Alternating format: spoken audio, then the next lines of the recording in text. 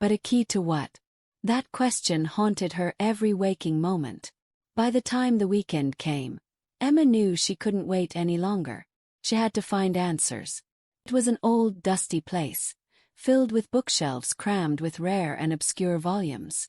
The owner, a man in his 70s named Mr. Barnett, had always been an enigma to her, a quiet, watchful presence who seemed to know more than he let on.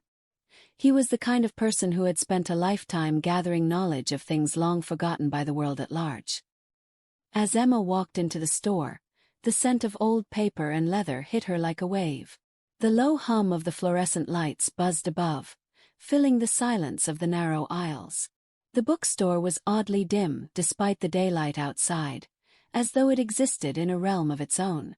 The shelves stretched high above, filled with dusty tomes that seemed to whisper their secrets to each other, their pages weathered by time.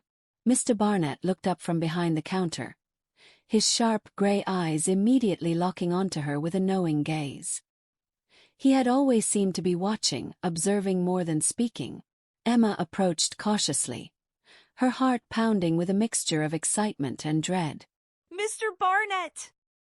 she began, her voice trembling slightly. "I need your help. I found something unusual." He didn't ask what it was.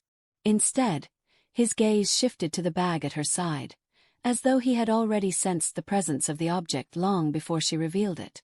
Without a word, he motioned for her to sit down at a table in the back corner of the store. The wooden chair creaked beneath her as she pulled it out and sat, the bag still clutched in her hands. Slowly, she pulled the object from her bag and placed it on the table.